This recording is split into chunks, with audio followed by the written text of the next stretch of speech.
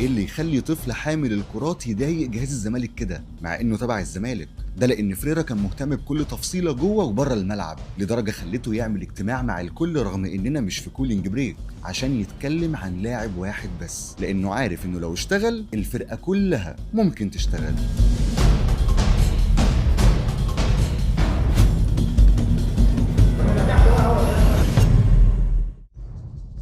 رغم ان المصري بدأ كويس جدا وكان بيوصل اكتر من مرة وضيع اكتر من فرصة، الا ان الفريق توتر فجأة والاعتراض على الحكم بقى موجود من الجهاز الفني واللعيبة، وده ساعد الزمالك انه يبقى اهدى. اما فريرا كان واضح انه منفعل في الماتش ده تحديدا على غير العادة.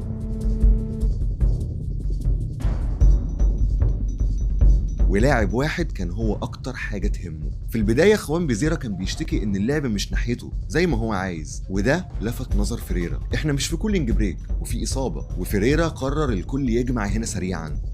بيطلب من لاعبي الوسط والدفاع انهم يلعبوا على بيزيرا اكتر، هو اهم لاعب بالنسبه له في اللحظه دي. تعامل الجهاز الفني معاه في الوقت ده يلخص الانطباع العام. رجعنا للماتش تاني والعيون كلها بقت على البرازيلي في المقام الاول، لكن لحظه واحده كانت بتعبر عن الشد اللي فيه لعيبه المصري. اعاقه جوه ال 18 لكن كانت اوفسايد من البدايه. لعيبه المصري كانوا عايزين الحكم يصفر بمجرد ما اتلعبت. واضح ان كان في خضه. باهر محمدي بيحاول يهدي مخلوف لانه شايف ان الكوره ما تستاهلش تتساب للنهايه.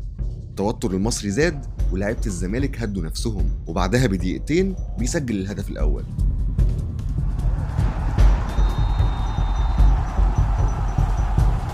فريرا كان مركز مع الكوره من البدايه،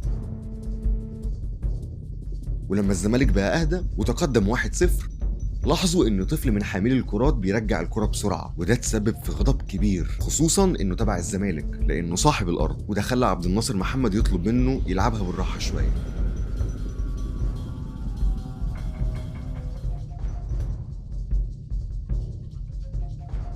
خلص الشوط الاول بتقدم الزمالك. كان جهاز المصري بيحاول يهدي لعيبته، لكن واضح ان التوتر كان لسه موجود بين الشوطين.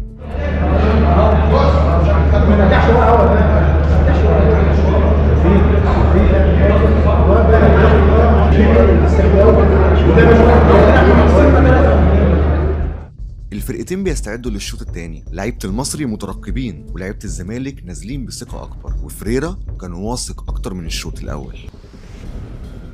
الزمالك تفوق على المستوى الدفاعي والهجومي رغم محاولات المصري، وطبعا من ناحيه بيزيرا قدر عمر جابر يسجل الثاني.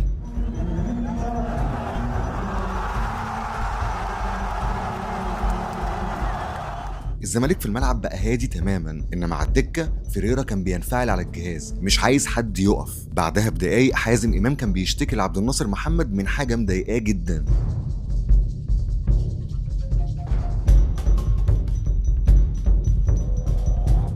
محمد علاء ما كانش عايزه يقوم عشان ما يبقاش فيه حاجه ملفته للنظر، لكنه اصر يراضيه. وفي الحالة دي بنقف قدام الحدث عشان في ناس بتصطاد اللي بيحصل على الدكة ومش ضروري يعرفوا السبب. فريرا ما كانش عايز حد يقف في المنطقة الفنية ويعترض علشان ما ياخدش انذار، خصوصا وقت ضربة الجزاء.